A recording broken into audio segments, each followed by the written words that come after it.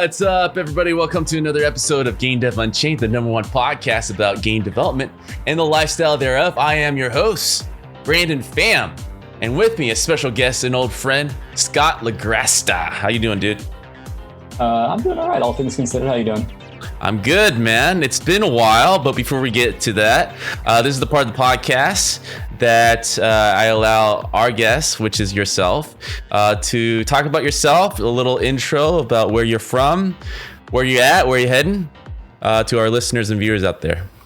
Yeah, sure. So, like Brandon said, I'm Scott. I started in the games industry about 17 years ago. I started in QA at a place called Sammy Studios that would later become High Moon.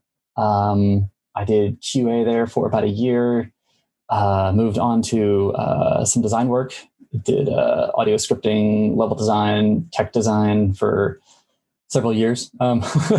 Went on to, after that, I went on to 2K, did level design on Bioshock 2, some DLC, the standard, like some other things that never saw the light of day.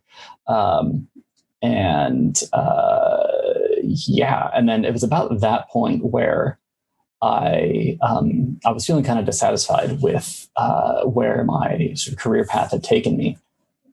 So I switched to programming. I'd been sort of a self-taught hacker for, ever since high school.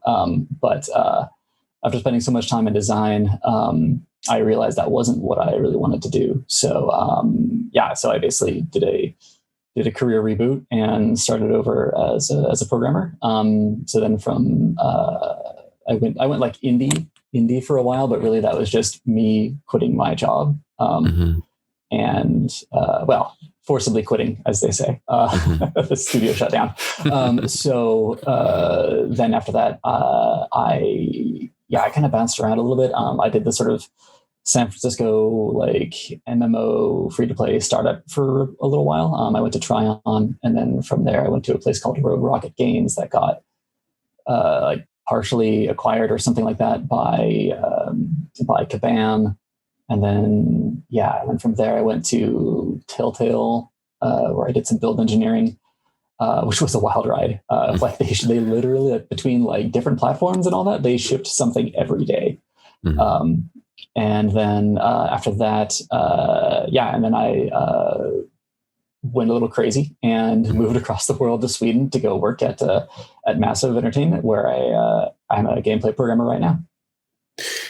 Damn, dude. What a journey. Just to kind of give you guys some feedback. History here, I of course met Scott at 2K, work on Bioshock, and kind of get your face in the TV there. But one of the biggest meat of the topic I want to discuss with you about is, we're constantly as developers, the ones that are staying relevant, the ones that are not comfortable are the ones that are usually the dangerous people in our industry that I feel are already always secured in their job because they're always looking ahead. And it actually is kind of weird predicament because a lot of seniors, when they get comfortable, it's because of family or, they spent a good amount of years being through the ringer, basically, where they're like, all right, I need to embrace other parts of my life to find it fulfilling. You went the total opposite. Where you became a programmer, right? Which is like the hardest job in the industry, I feel. And for artists, it becomes it's like looking at a cross. If I'm a vampire, like it's just a department that I routinely avoid. Designers are a little bit, you guys hang out with them more, obviously, but artists are on the far corner away from programmers usually. So there's a couple of things that you mentioned that I wanted to kind of dive into. Like, were you part of that whole Telltale debacle where it completely shut down as well, or you left? Gosh, which debacle? The final one, the final nail in the coffin one. I left by that point. It was I left. Oh gosh, I'm gonna say 3 or 4 months before that happened. Oh, okay, so you were there with the remnants. Yeah. Yeah. No. The writing was really on the wall. They I forget the exact, I don't remember all the drama because I try and like, I try and step back from that as much as I can, and just focus on, the work, what's important, being good to the people around me and helping them out and getting the game done and doing a good job and all that. But they brought in, I remember when they brought in a guy, somebody who was like a former Zynga bigwig.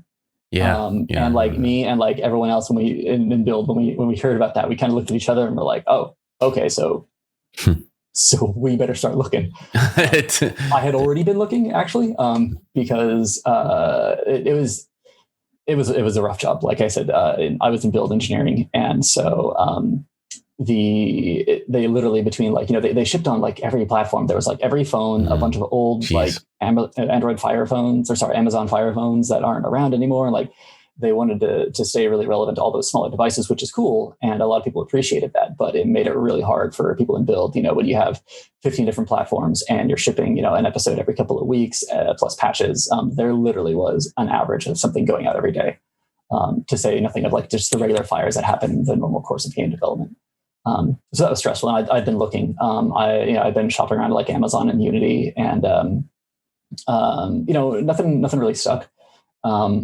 But I sort of had this conversation with my wife, who's like very adventurous, and this was in 2016, and I think we all know what happened in 2016 that made people want to leave the country.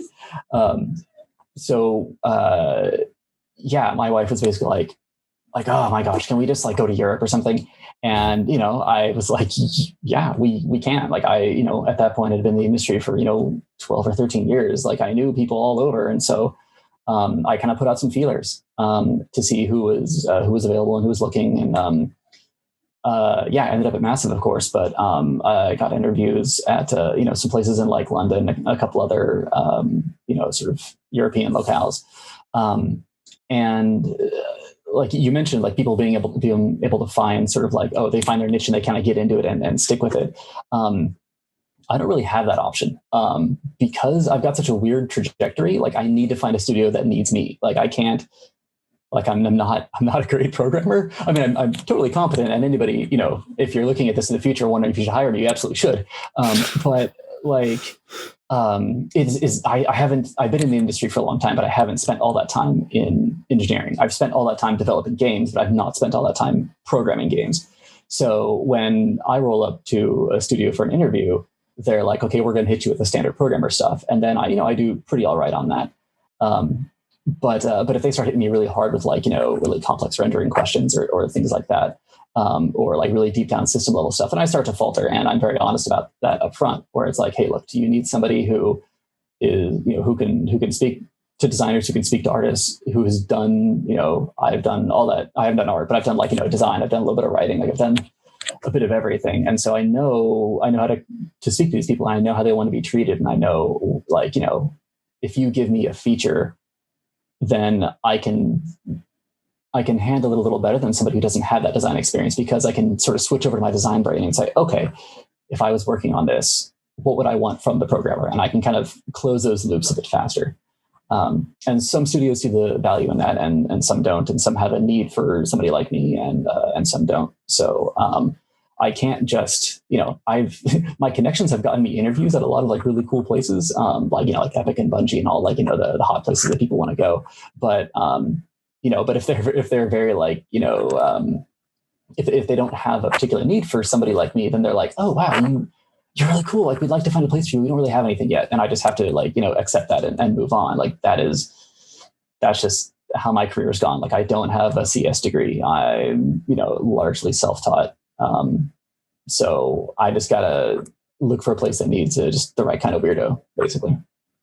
Well, yeah, I mean, as long as I know you, you've definitely been a certain type of weirdo. Like design, the design group is Thanks. It's a niche. Well, with confidence, right? Yeah. So design like has you guys have your group, right? And then the artists have their niche, and you now being the crossover, it definitely helps to kind of speak to each other, because usually for the artist side, we're used to having a technical artist to kind of be the in between to two programmers. Designers don't really. You guys talk directly to them a lot, and I've always assumed you guys had a all right conversation, but I guess it is like two separate minds where it's like one is very creative and one's very like by the numbers, right?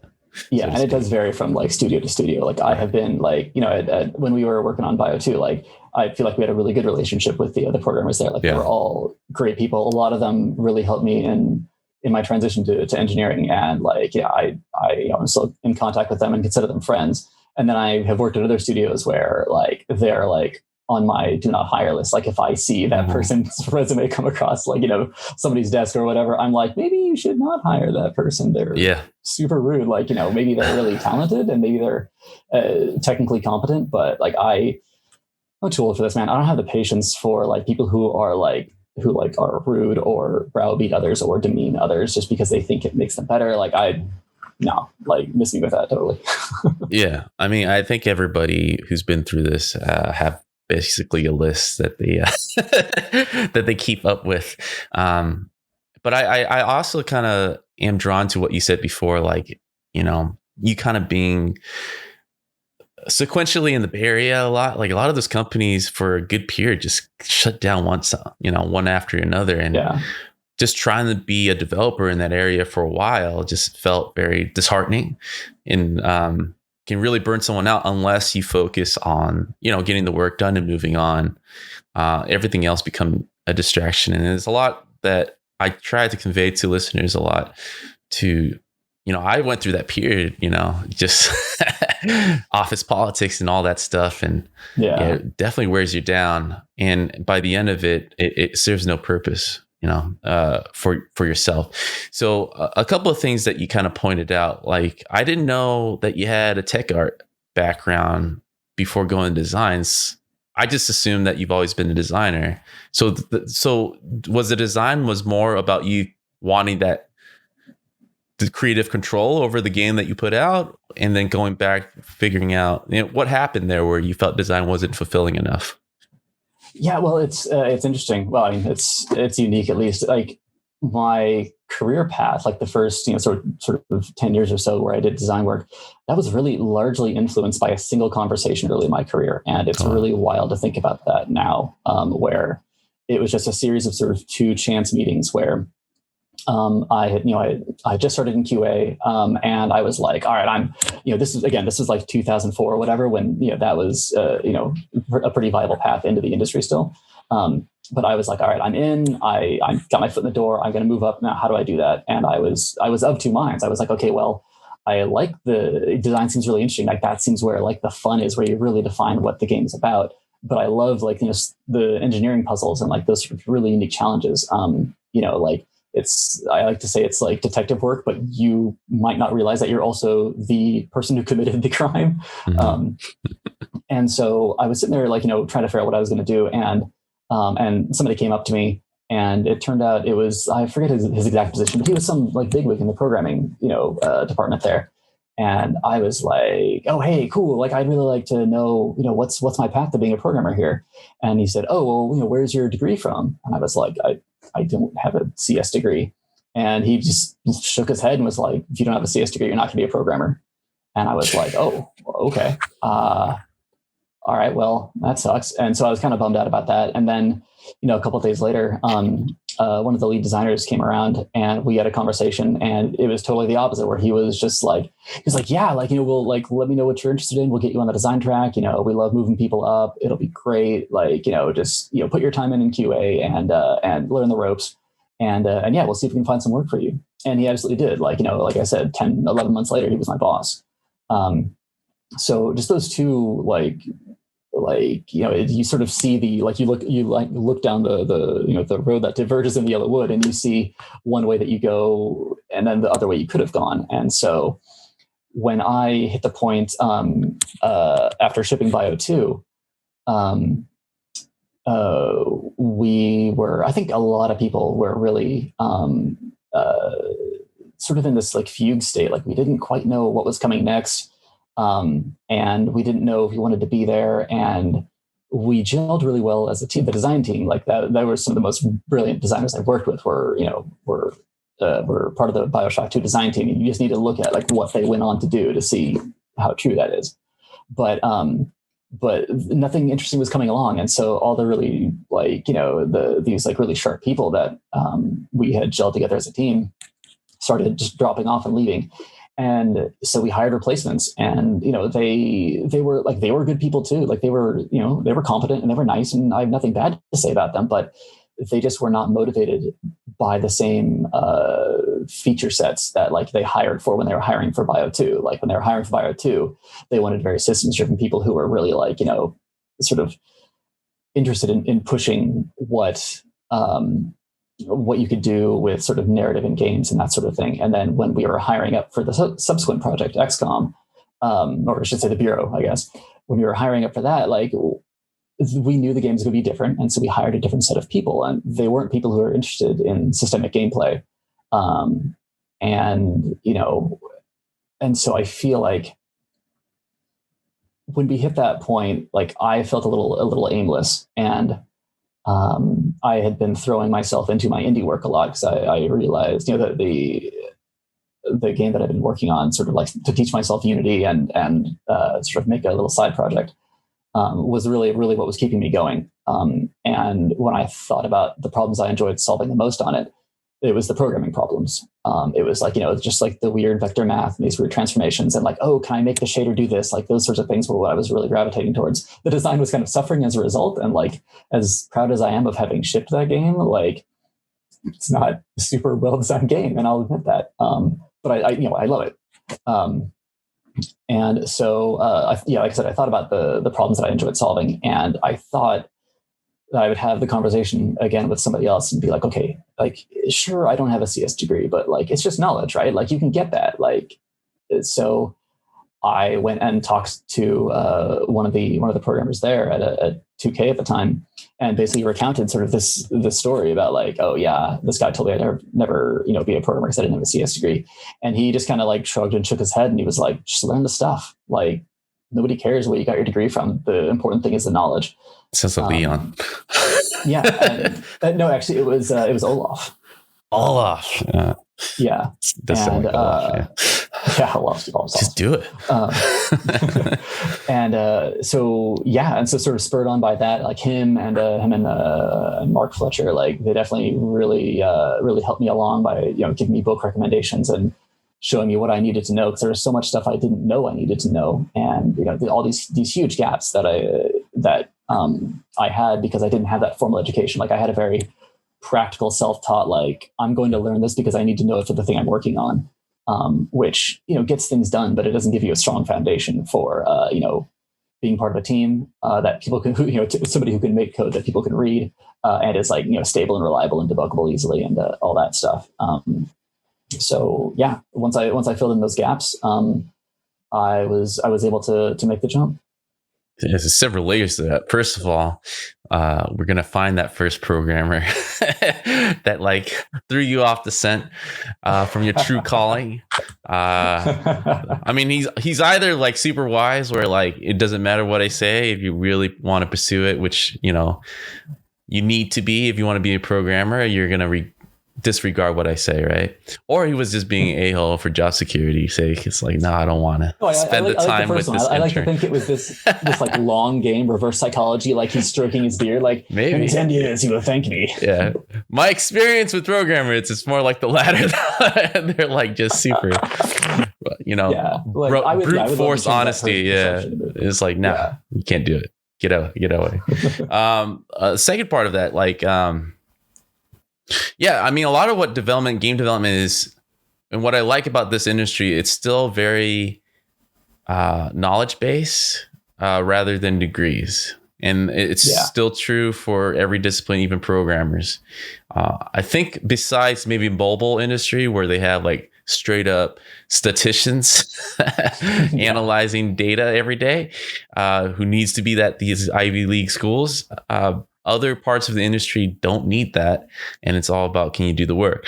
I do agree with you. There are some great. I mean, you got that indirectly, right? By being surrounded by established programmers. That is one thing at school. It does provide like-minded people. Before getting in the industry, you kind of looked up because you were already a professional industry in design, and you just had access. But I do, you kind of brought back memories. Yeah, there was a weird period after Bioshock 2 on the artist side. Felt the same thing, man. A lot of my circles were disappearing or moving on, and I felt like I was being left behind a bit. And this new crew, super green, didn't understand the history that we went through, and so I got a little jaded as well. And knew that I had to leave because of that reason. Because it's just weird, right? When your old friends are gone, and now you got to make new friends, and I don't want to make new friends, right? And I also agree that first crew, the OG crew, was like everyone was legit, right? It was top dollar. It was tandem to how the industry, not the industry, the company itself was set up for success, right? And then we were like a premier studio, and then it kind of faltered after Bioshock a bit. And everyone felt that, which is fine, but it's one of those periods that, being older and wiser, hopefully, I would have just told myself to just focus on the work. And like you said, if you're unsatisfied, you should leave. And it's something that Ray actually told me early in my career. It's like, if you don't like something, just leave. Just go somewhere else. Don't hold on to false hope of changing the industry for the better, or changing the company for the better, right? That was definitely a younger attitude that I've learned in the hard way. Is like, you can't pay attention to any of that stuff because we're there to make games, and we don't have any control. Even at a lead level, you have very little control. What's impressive is that you were able to reset. I mean, I would love to kind of hear your thinking process. You were mentioning how it led up to that. You were kind of discovering, and you had help from your colleagues in the programming department to kind of lead you to shortcut your education a bit to books and knowledge that actually are useful. You don't have to go through the crap. Like, how difficult was it? Was it a necessary step for you to go indie to practice all this stuff? To kind of okay, because I always imagine for developers when they're working at a studio, especially if they want a promotion or which is supposed to be a lot easier than actual, like a whole discipline jump, right? From design to program, like within a studio, that's very hard. I would imagine. And I've seen for people to talk to an old employer, like, hey, I'm actually want to be a programmer now. It's like, well, we didn't hire you for that. Just go back to work. That's exactly what happened. Okay. All right. Yeah. I mean, they there's definitely the saying, like, you have to move out to move up, right? Like your current employer, they may not promote you. Like, if you are really super hungry for that promotion and you're not getting results from within, you've got to go somewhere else. Like, and it's unfortunate because it, like you said, like it's tough to like make new friends, and like your coworkers, the game industry is so small and so tight, and you spend, you sort of go through this sort of creative process together. Like, you become friends, like whether you like it or not. And so, like when I was at 2K, like I tried approaching, I tried talking to, I forget exactly who it was, but like I tried talking to, like, sort of upper level people and being like, look, I know I'm a designer, but I got more to offer. Like what's my path for that? Like, and they were just 100% nope, stay in your lane. And I think, 2K was it was a large company. Like, the studio was big, and they basically didn't have time for my little flights of fancy, which, to be fair, like if they had moved me to programming, like, that would have been basically losing I thought I was a senior level designer, but I was just a mid-level designer. They would have been losing a designer and gaining like a junior programmer, which, is not really a great trade when you're looking at just sort of the dollars and cents of it. So like I absolutely had to move out to make that change. There is no way that was happening within. I mean, to be fair, when we were working on the last DLC for the Bureau, I did, again, like Mark Fletcher was there, like to help me. He actually let me do some code stuff, and I think I might have even submitted some stuff to some code at the depot before they shut it all down. But yeah, what really made the difference was, again, I was able to find a place that just happened to be looking for somebody like me. Like, so I had been indie for like 6 months or something like that.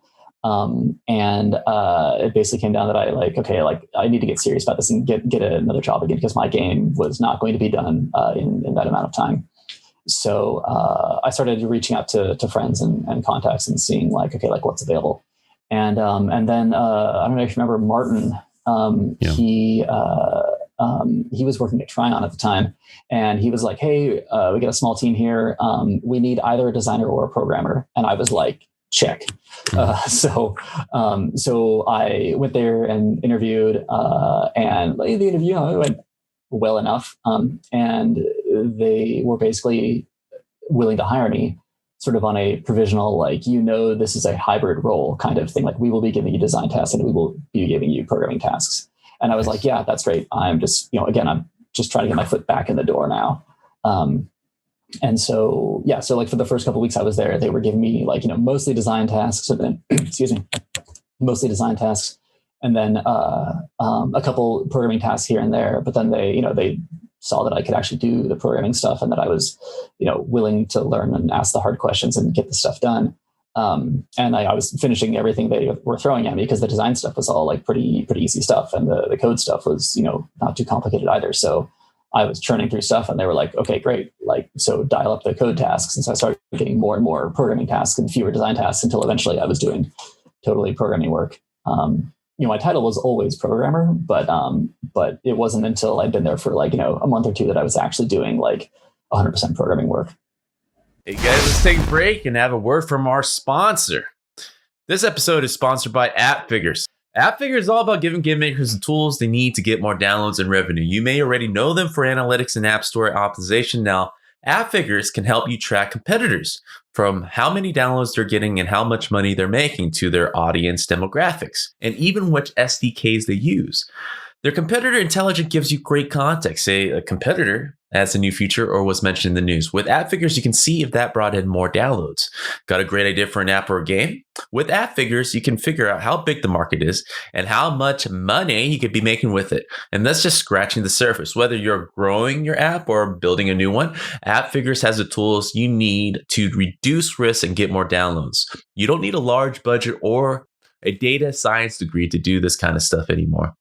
Appfigures has made it affordable and simple. On top of tools, Appfigures also provides a lot of guides and tutorials to take you step by step through gaining more visibility with ASO and increasing your revenue by learning from your competitors. They just released a free guide on that, actually. So head over to appfigures.com, appfigures.com/on/game dev unchained to try Appfigures for free. If you like it, then use our special code GDU3030 to get 30% off for the next 3 months. You're welcome. Yeah, I've always admired and liked the fact people learning on the job, because I think it is the best education. You're getting paid to learn, and you're being surrounded by practical, top talent on the cusp of technology and what's being there. Because usually what goes through a classroom later is usually outdated by the time students learn it, right? Yeah. So it's great that you were able to kind of get back in the foot. I mean, that story alone is very rare. Like the because most people were like, I'll just get a design job just to get my foot back in the door. But you saw it as an opportunity to kind of like, a lot of it has to do with luck. A lot of it has to do with timing, but a lot of it has to do with your patience to kind of stick to your guns a bit. Because a lot of that, I feel senior developers tend to not play around with that. You were talking about how 2K kind of pigeonholed a lot of people. Not just that, but like most publishers, when you get to a senior level, you're very specialized. And even if you remain as a designer, you could become like a very particular designer on a very particular game for the next 5-10 years of your life.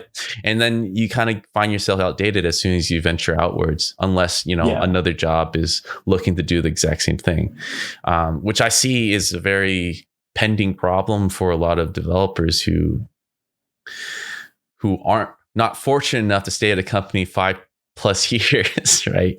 2K was funny because you were there for a long time, which is a longer lifespan for a developer, like over 8 years or something, right? 10 years.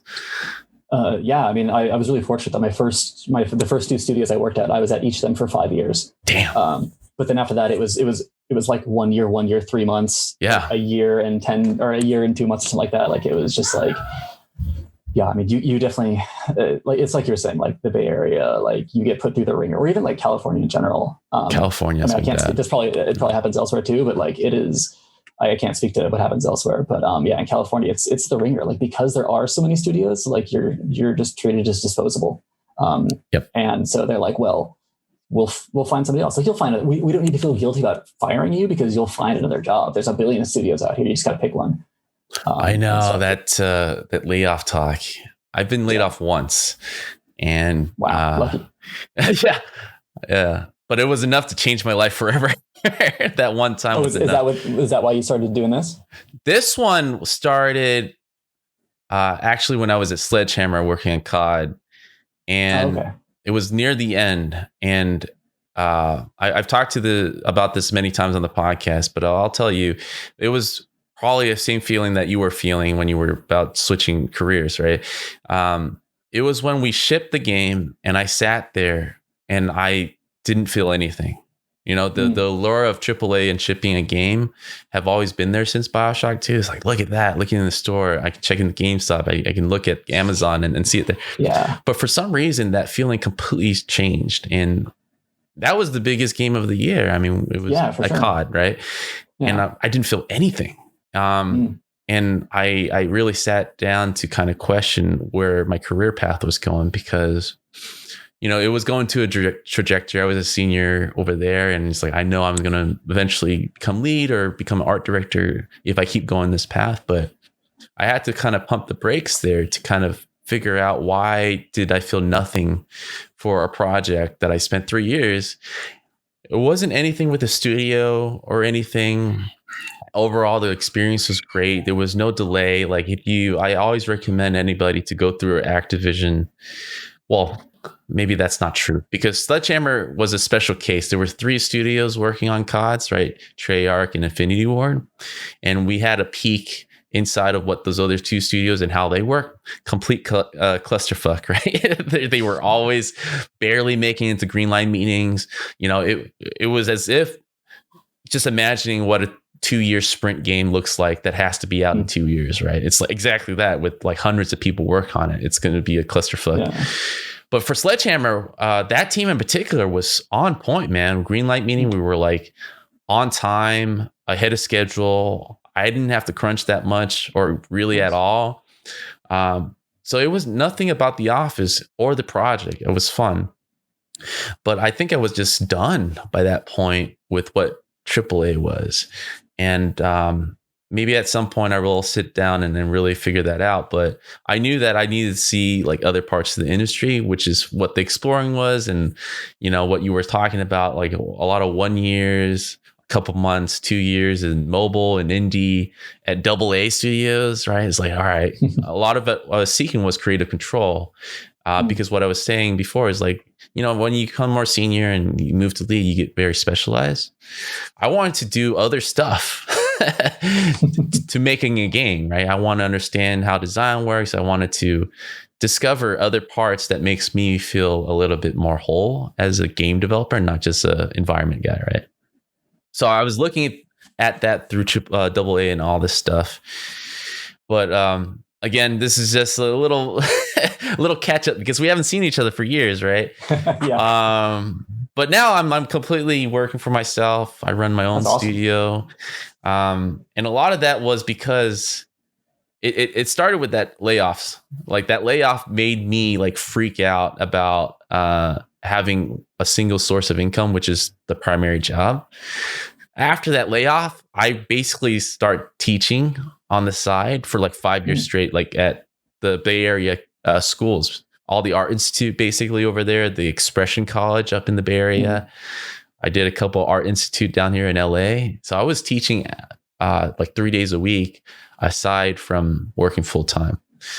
But that it's a weird, like, what is that? What is that called when you go through that journey? It's, I keep thinking Dante's Inferno, but that's not it. But you go through like a hero's journey kind of thing. Yeah, like you go through a trial and like your darkest hour and yeah, like what it starts with a layoff. Like I feel like most game developers don't become game developers after their first layoff to get a full grasp of the industry. It really sucks to be laid off, but like every layoff has pushed me to something better. Like exactly. By necessity, because it's so easy to get well, it's not easy to get comfortable, but like if you do have a job, if you're fortunate enough to get one where the turnover rate isn't super high, it's really easy to get comfortable and just sit down and do your job day in and day out and not really think about what motivated you to get there in the first place, and just be like, yep, today I push button, I'll push button again tomorrow, it'll be fine. But then you get fired, and it's this shakeup that you have no choice over, and that you're like, okay, well, I need to reevaluate what I want out of it. Just like you did, and I feel like I definitely had that similar, like, am I really going to do this change moment when I decided to stop going indie and I went into engineering. Like, as I was talking to Tryon, I had another studio that wanted me to be like a technical director of design for some project, and I was like, oh man, like tech director, that's control. Like, I can. It's like you're saying, like that's what I want. I really want to have sort of an impact on things and have my sort of brain like imprinting on the games that are out there. But the more I thought about it, the more I realized that like the kind of stuff I want to make is not going to sell. Like, it's just weird stuff I want to sell to my friends, or not even sell it. I just want to like experience and get people to, experience a little glimpse of my weird brain. And so I realized that I didn't think I was ever going to be satisfied as a designer, because, if you're working at a company, you need to make money. And my idea is I didn't think we're going to make money. So I was like, well, then I might as well give up all creative control and do more programming. And then if I get a creative urge, I can just do it on my own. Like I'll have, especially with the programming skill that I've had more of a chance to cultivate now, I can work on my own stuff, more faster and easily than I could before. So it really does scratch both the itches. But if I hadn't really sat down and had that reckoning, who knows? Who knows what I'd be doing right now?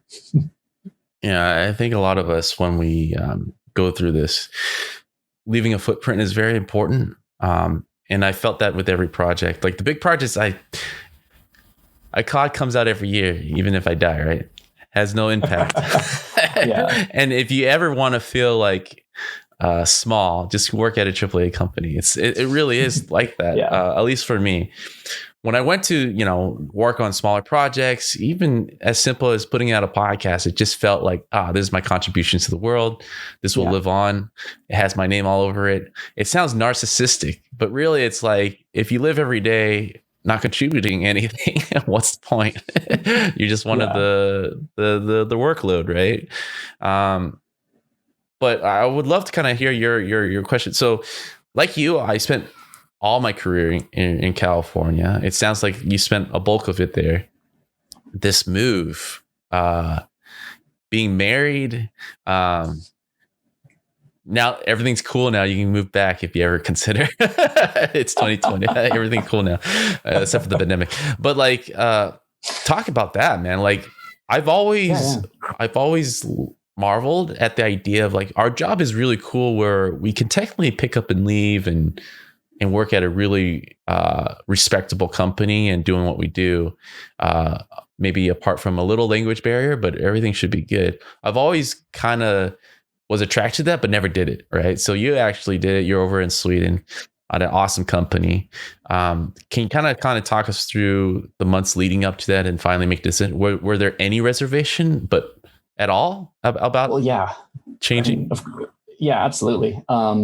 Because so much of it is unknown, and even, like it's the whole thing about known knowns and unknown unknowns, or known unknowns. I forget, but like there are so many things we didn't even know what we didn't know, and you sort of just have to take a lot of it on faith that it's going to be all right, which is wild. And I think there are two big things that really made me decide that it was the thing that was right for my family. which was one, which is kind of a silly thing, but I'm working at Massive now, and I actually had worked at Massive back in 2008. High Moon sent me out there to help out with World in Conflict back when they were both owned by Activision. And so, no, I'm sorry, it wasn't Activision. It was, I think they were still owned by Vivendi at the time, I believe. Anyway, sibling studios. And so I had been out there, and some of the people that I had met in my first time there 10 years ago, are still working here right now, which is pretty amazing. And so like seeing that sort of stability was very encouraging. And I'm actually not a very like adventurous person. Like traveling is not my jam. But I had spent 3 months here, like I said, back in 2008. So I had some familiarity with it, and I was like, okay, like I was there for 3 months. I feel like I could, do that for a little while. But I think like the biggest thing was my wife. Like I said, she's really adventurous and is up for anything. And so when we sat down, and I was like, no, seriously, I can get us to Europe. Do you want to go there? And she was like, yes. Because we'd been living in the Bay Area. Like I was still living up in the Bay Area after 2K and after Telltale and all that. And we were really having a go at like making a life there. I have a son. He's 6 now. He was 3 at the time. And so we were really trying to put down roots there. And we really wanted to buy a house and just like live out the rest of our lives there. Cause like I was talking about, there's plenty of game studios there. Like I was able to assure my wife that I was always going to find a job. I'd been working, in the industry for, 13 years at that point or whatever. So I knew I could find something in the area. It might be a really rough commute. Like my, commute down to Silicon Valley was like, 2 hours or 3 hours each way at one point. But we couldn't afford a house. Like we would go in there with like just everything we could do just to scrape together enough to get, to find a house that had, just a couple of rooms and wasn't next to, an active tire fire or anything like that. And we just couldn't. Like people would come in with just briefcases full of money for all cash offers that were less than our offers and just getting the houses. And so we just got so frustrated with that. And we just felt like that the Bay Area didn't want us there anymore. It was just, every time we tried to put down more roots, it just kept pushing them back up. And I mean, part of the reason I got into programming, in addition to all the, creative control, not the creative control rather, but the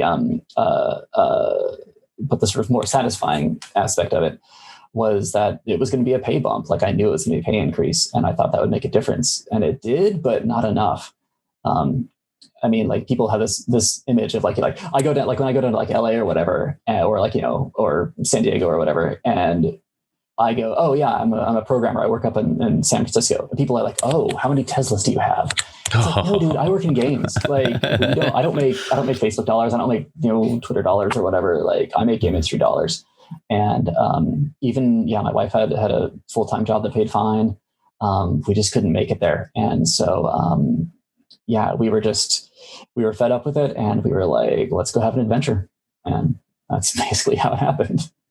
Yeah, man. That's what's funny is that a lot of the things that you're talking about was true for me too, because I think I went up there. I gave the Bay Area 2 chances, right? So 2K was the first chance. I'm originally from Southern California, so San Francisco, that was my first real job and really living away from my comfort, right? And I liked it at first. I mean, Marin County is a little different than San Francisco. And then the second time was in Sledgehammer, which is in Foster City, the other side, right? Yeah. The Bay Area has never been a place for me to kind of set roots because of the reasons you just said. Like the prices were getting crazy. Now now everyone's leaving. So if there ever was a time to go back. But that kind of brings me to the point of the pandemic, right? The pandemic, if anything, has alerted me about if I've made the right decisions up to this point, or telling me I need to make some changes. I think everybody's kind of going through that. I mentioned it a few times already, relationship with the people you're with, like, do you want to be with that person? And then your house, is your house pimped out enough where you're okay with staying home all the time? And then, of course, what we're talking about career related, like I've been blessed enough to kind of make these decisions, not knowing about the pandemic, but knowing that it was going to culminate to a time and place where I'm going to have to face my decisions, whether I'm going to be happy with it or not. You being overseas in Sweden, like Sweden alone, I heard you guys been dealing with this all right? How's that? No, man. No, not at all. Pretty bad. See, I always get you guys mixed up over there. So what's the deal? No, I did that too before I moved over here. Like I remember when I was flying over here in 2008, I was like on the plane going, is Swedish a language or am I thinking of something else? Yeah. It turns out it is a language. The pandemic is like, we're not doing great. The only reason that we are doing well at all, in my opinion, as someone who is not an epidemiologist or anything like that, is that we have a really low population density. Right. Like up until like 3 or 4 weeks ago, like I didn't see masks. Like oh wow. I would cruise by, like, we actually, part of the reason we bought a car this past summer was because the pandemic was heating up, and we were like, I've been taking public transit to work, and I was like, I don't want to get on a bus. Like, it's crazy. And so now, like, I'll be, driving my son to school, and I'll look over and see a bus that's just packed full of people and like no masks. And I'm just like, what are you doing? But by and large, it works. I mean, it is going okay. Because a lot of companies are taking it seriously. Like, a lot of companies have like complete, like 100% work from home orders, that sort of thing. And so I think, like, between that and the population density, like that's really what matters. Because, the city I live in is like the 12th most populated city in Sweden. And it's like some ridiculously small number of people. It's like, it's tiny. And if you get so Sweden, a little geography lesson, Sweden is slightly larger than California. So if you're familiar with California, imagine that like there was like San Diego and then San Francisco, and then literally everything above that was like, the population density above that is like half a person a kilometer, basically. Mm-hmm. It is really, really, really sparse up there. Like Stockholm is like the most dense, of course, being the capital, but so Malmö, where Massive is, and Stockholm are about as far apart as San Diego and San Francisco are. Oh wow! Yeah. So it is excuse me, it is like so spread out that you just have a lower risk of contacting somebody who has it compared to basically almost anywhere in the States. Mm-hmm. So is it mostly the attitude, not all the people taking it seriously up to a few weeks ago? Like what? I'm still, it's alarming to hear that no one really, it's been going on for 8 months until the last 3 weeks. I mean, the thing is that like sort of like in America, Swedish people have like, they really enjoy their civil liberties. Like there are a lot, they're really strongly protected here. Like there's this awesome thing. Any Swedes watching this are going to laugh at my pronunciation, but it's like allmän's rätt, which is like every person's right. And that means that you can just go anywhere. Like there are some places that are like restricted for like safety reasons, but like you don't have the thing in America where you have like an idea of like private property that somebody can't come into. Like if I have a house and I have a yard, somebody can legally cross through my yard and it's okay. Like you can go into the forest and pick mushrooms. That's totally legal. Like that's allowed because they believe that the country belongs to everybody. And they've really they really put it into action. Like there are laws that you can't harvest something somebody else has planted. Like, but if you find it growing wild even on somebody's property, you can take it as long as it's not grown intentionally by them. So there is a lot of things like that where the government can issue recommendations, but it doesn't have as much. It can't, as far as I understand it, they can't do a lot of like, no, you cannot leave your home and you must wear a mask. Like I don't know if the government has the authority to enforce that or not. They are trying to. Last I heard, they're trying to sort of like change that so that they can put more safety protocols in. But people are independent, just like they are in the States. Like I think it's the same thing you get everywhere, where people are like, well, that happens to other people, which is unfortunate. So yeah. It's I mean, I'm no expert, but that's boots on the ground. That's how it seems.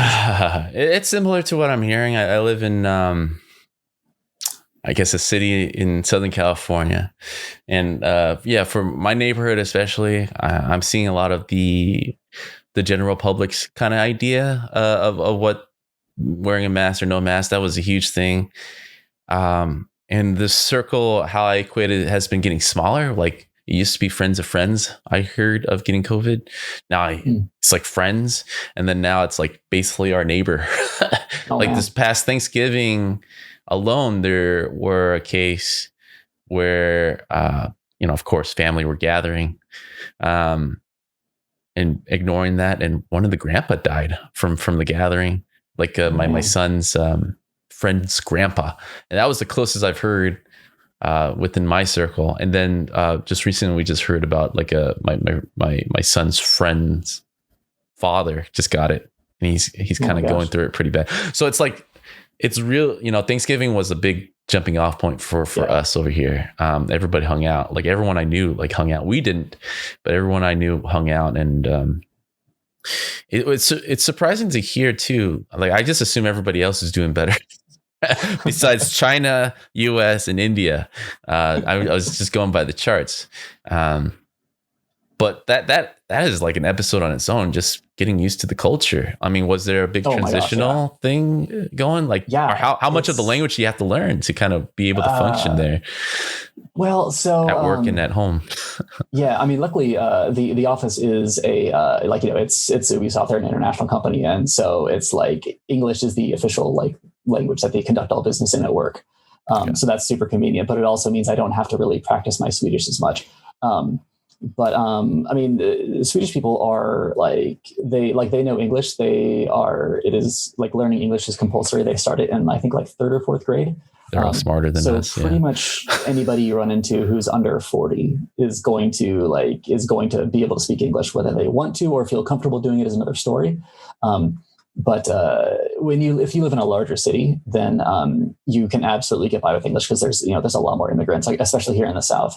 But as you get further and further out, like when we take we'll take the car and go on road trips out a couple kilometers into the farmland here, you run into situations where they just are flat out like, no, I don't speak English, and you're like, okay, I'm gonna do my best now. Sorry about what I'm about to do to your language.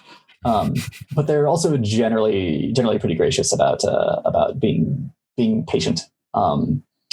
As for the culture specifically, they generally are more reserved, and they don't. There's not a lot of smiling in the streets. Like, again, you and I are both from SoCal, so we know the vibe. We know you'll smile at people you don't know. You'll chat with the person who's ringing up your groceries at the grocery store. It's just it's what you do. You just chill. Whereas here, it's very different in that you don't smile at people on the street. You sort of don't really acknowledge other people's presence. Damn. I think the way that it sort of makes sense to me is that in America, you'll smile at somebody and you'll see a stranger and you'll be like, hey man, how's it going? But then when it comes to their health, healthcare and safety and things like that, you're like, I don't really care that much about you.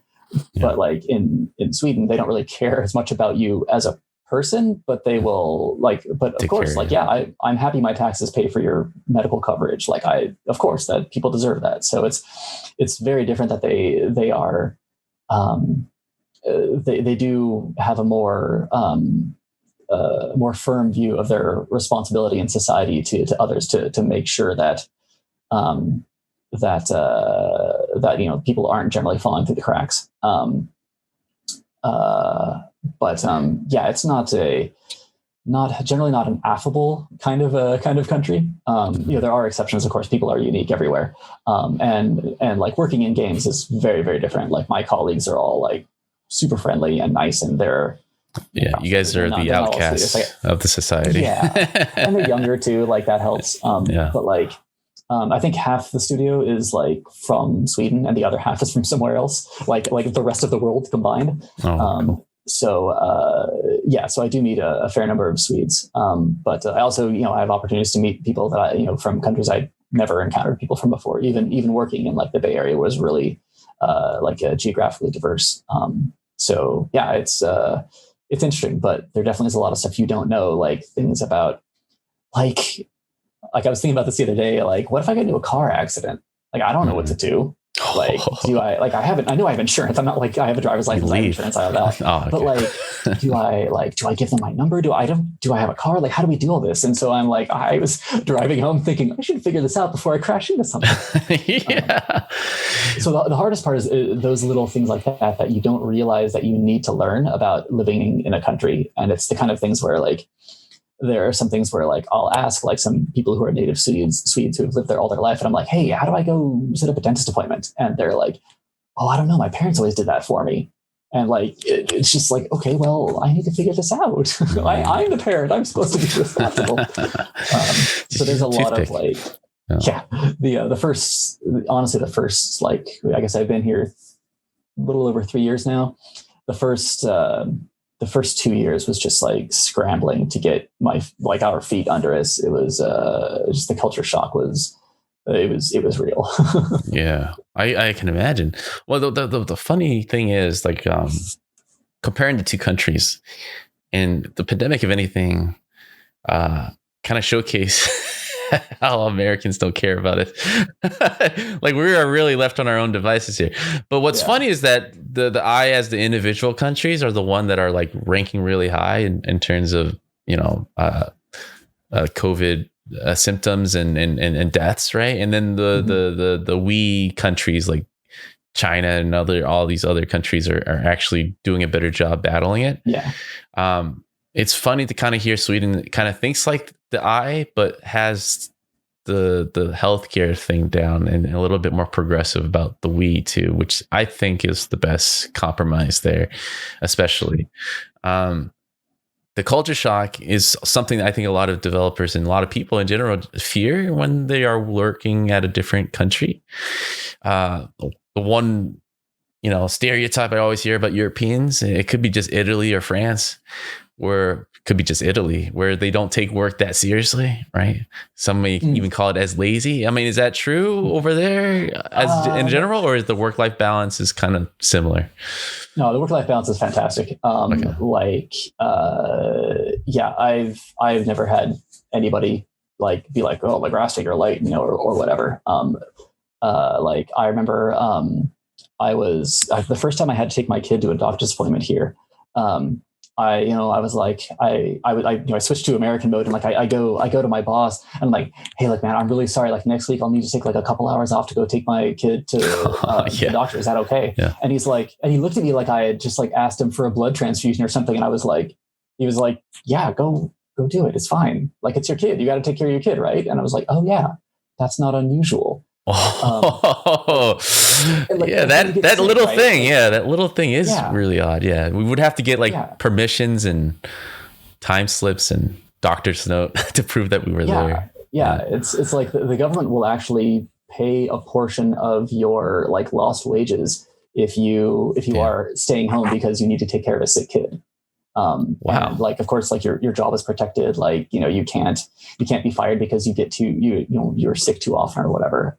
It's like the safety nets are there, and it's really incredible to see. Like, if I do sometimes think about coming back to the States. There's a couple of things that are stopping me, but the biggest one is probably like the socialized medicine. Like, honestly, like once you get a hit of that, like, oh man, like you can't do without. Like when we first moved here, my kid fell off the bed onto a hardwood floor, and like we were worried he had like busted his collarbone or something. And so we like first off, we had the conversation. We're like, what is a hospital called in Swedish? How do we go there? It's 10 o'clock at night. What do we do? We were able to text a friend that helped us out, and we got a taxi and took our son to the hospital, and we get him there, and we go to the intake thing, and they're like, okay, well, like, do you have a person number, which is basically like sort of the Swedish equivalent of a social security number? And we're like, no, we've been here for like 3 weeks. And they're like, okay, well, this is going to cost a lot of money. And we're like, whatever, like, it's my son, like, help him out. And so, like, they go to take him in, and they're like, she says, okay, like, we can do a payment plan for this if you need to, it's not a problem. And I was like, okay, like, all right, I'm braced for how many thousands of dollars is this going to be for, an emergency room trip for a child at 10 p.m. at night. And she brings we get the bill like a couple weeks later, and it's for like something like 3,000 Swedish crowns, which is about $300. And I laughed, like, kills you. The uninsured rate. Yes. $300. Dude, that hospital was like amazing. Like, my kid didn't want to leave. Pristine. They had toys out there for him. They gave him a present because it was so close to Christmas when it happened. Like, it was. Dude, I see your story. I'll raise you another story about that, because that was actually my first preview. That similar experience preview of how shitty we have it in the States. Like, there is a cloud over a lot of people's eyes, and the funny thing is, United States, we're not forced to learn a second language. We're very incubated to our circles. Not a lot of people travel really outside of the country once we're here. My first trip to Japan, my wife's Japanese, so we were over there with our family. The last day before we were there, we were leaving. That day, actually, we were at like this like kid amusement park. My kid, he still blames me, but he let go, right? I was swinging him. They always do that. They always blame. He was fine, and he let go at the height, and he just fell, and then he used his arm to brace, and there was like a pop, right? I was like, oh shit. So it turned out to be a fracture, but we went to the hospital. Of course, we're like visiting, right? Had no idea, ready to pay for whatever. Luckily, the doctor there, got his degree in UCI Irvine, so he's American. Spoke fluent English and Japanese. He was able to help us. It was a nice hospital too. It was, we were there for like several hours to get going and had no appointment. They saw us in a timely manner, and we were just bracing for it. Same deal. They gave us a bill of $250. I was like, we're not even from here. Yeah. And dude, I've been to one trip to ER. I've always hated doctors because I feel like they're just Google searching while I'm in the waiting room. Like, they're just, I just see no practical. Like, I respect pharmacists more because they actually, I feel like they're giving an exchange of goods with something here, right? Based on not just theory. Well, anyways, I've always had a bad experience. Like, my throat, I forgot, it got inflamed right inside my throat. I couldn't swallow it. It felt like a pus. It was like a pus inside my throat. I was like, wow, this is getting worse. I tried to self-medicate. It wasn't getting better. Finally went to the ER, and and it was full. I would forget what it was like before a holiday or something. It was completely full. And I just sent my family home. They waited for a couple hours. I sent my family home. I was there for like 9 hours in the emergency waiting room, because my arm wasn't blown off, right? I was lesser important. Eventually I fell asleep, and the pus just popped itself, and it was and by the time they called me in, I was sitting there. It's like, hey, I think it just healed. I can swallow now. I can eat now.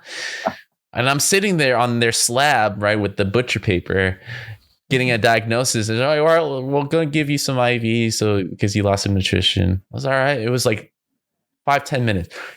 Finally came home. The bills came later, and this is how American bills come. Right? It was like $2,000 for an emergency visit. It was like this for diagnosis. It's like, you guys didn't even do anything. It was just like out of pocket pay. I was like, I fucking hate hospitals. But it's very true. Like, it's those type of things, like the healthcare, where you realize how, like, you're like been a sheep your whole life, right? Your country, you're used to a certain culture. And I equated a lot to like being in the game industry. That's why I wanted to jump around to kind of see like, what is the truth? I'm used to AAA. I'm used to this trajectory. But what are others industry? Are they doing things better? And the mobile industry is kind of like what you're saying. So every citizen that gets it, you get treated better, and you don't have to like they're not penny pinching you on when you need to leave and stuff like that. The mobile industry and like tech industry has a lot of these benefits where it's like open-ended, flexible hours, freaking time off until you want to come back, basically like Netflix style, right? So I work at a mobile company. It was the same deal. It's very surprising to kind of see, wow, you get free lunch and dinner every day, and they treat you, and the time is not stressful and stuff. And I didn't know that it existed, right? Yeah. I was like, I thought AAA was cream of the crop, where every employee, we have money rolling on. I was saying, total opposite, man. It was just an old system. And there are some AAA that treats employees like that, but most don't have that kind of luxury that tech industry has. Yeah. And I think a lot of people, I'm kind of in that situation. I never worked at other countries, but my glimpses of travel, very small, I have very little traveling experience, kind of showed me how life is kind of more important than the job, because it is a very working mentality in this country. Yeah. And I think trying to close things up, like the pandemic, if anything, is kind of giving people a glimpse of what's important outside of work. So like what I saw after the layoff and me walking around in different parts of the industry, people are learning that really fast now. The past 6 months, I'm sure you have friends in the Bay Area that have been moving out of it and are kind of betting on remote work being the thing going forward, which is, I'm super happy. In a little way, I'm like, JD about it. I went through this crazy path to learn this, and you guys got this like free get out of jail card to kind of work from home and everything. But I'm happy, obviously, for everyone, because I think it is a lesson that most developers and everybody need to learn to see, is like there's so much more out there that we haven't been given the opportunities for. Yeah. And I'm glad that you're over there and seeing that, dude. That, socialized medicine is huge. It sounds like if you come back to North America, you'd be a Canadian, because it sounds a lot like what their deal is. That, I in your path, and I'll make it less about me. I'm sure you remember V, the animator, right? Like we went to college together. I don't know if you know that about us. So we've been friends since college. I actually hooked him up the job at 2K. I've always looked at his life trajectory as like, oh, that's what I would have looked like if I didn't have kids and a wife, and I was free to roam to whatever jobs I want, because he traveled everywhere. He was in New Zealand at one point. He was in Europe, like just going for the best jobs, right? Yeah. He did that for 10 years. And I was always super jealous of that, because that adventurous part of me, have always looked at that and admired that of flexibility being huge. So I'm a little jealous that you're over there enjoying that part. You've been there for 3 years. I think you're just so much better of a person, just because of that growth that not a lot of people get a glimpse of. But it changes your view. Like when you see how other countries like really see you, and like, it makes you sort of understand about the importance of sort of of like America's role. Like, it's weird because people sort of simultaneously, like they love the sort of products and culture that we create, but like, they're a little weirded out by us. I totally understand, man. Like I have to catch myself sometimes when, my kids pestering me and I'm looking at them with annoyance, right? But I, because of the pandemic, I'm looking at them and I was like, this is what life is about. You're supposed to be hanging out, like not staring at a screen most hours of the day. You're supposed to be spending time with family and people around you as much as you can, right? If anything, people are missing people now. It's weird, man. I mean, it sounds like you guys are figuring things out over there as well, and settling. And I'm looking forward to kind of hearing more about you and everything. This is actually, we went through an hour already. I want to thank you for the time. This is actually the part where I want to hand over the mic to you to kind of give a shout out to help people out there. You're talking about programming. I feel like every artist, not just designer, needs to lean more towards technical now for job security. I feel like a lot of those artists are a lot more valuable nowadays. So being the ultimate technical guy now at the programming level, I would love to kind of hear your thoughts about, how helpful it could be for everybody to kind of learn a little. Yeah, I mean, I'm a firm believer that everyone should know a little about everything. Like even as a programmer, like I don't have much of an interest in specializing. Like I enjoy sort of the generalization because I love solving the problems that come up and just being like, oh, what do I get to learn about now? Like I read about this data structure that I could use to solve this problem. Okay, great. Like I'll use that and like sort of bumble my way through it and figure it out. But I mean, tech is a part of our lives, and the more we know how to control it, the less it can control us. And I feel like people, if you don't know enough about how technology works, then it becomes this sort of magical black box, and you sort of lose this sort of criticality almost, where like it becomes this infallible thing that's just like, oh, it's just this thing that does stuff. And it's like, no, like every piece in your computer, like every piece in your phone, like has an important role, and somebody made that, and somebody wrote the code for it, and somebody wrote the firmware for it, and like, somebody designed the graphics for it. Like all these things sort of like they come together in these really fascinating ways. And you mentioned plugging something, so I'm going to plug my YouTube series that I started a little while ago. Do it. It's called Hello World. I would mention a URL, but I only have like 50 subscribers, so I don't get a URL yet. But if you go to my Twitter account, then you can get a link to it. But it's a series that is basically all about like what makes like it basically explains computers and things like that for the miracle they are. So there's like the idea is that there's an episode, only like 3 episodes so far, but each one is about like conceptually going from like bare metal to like how you interface with this. So it's like, what is a program? Okay, let's start off by doing here's what binary is, here's a file header, here's how that translates into instructions, like all that kind of stuff. And it sounds really deep and heady, but if you just want to get like a surface level glimpse of how these things work to appreciate it, that's kind of what I'm going for. Like programmers are probably not going to learn anything from it, but anybody who has an interest in appreciating technology and how things work will enjoy it.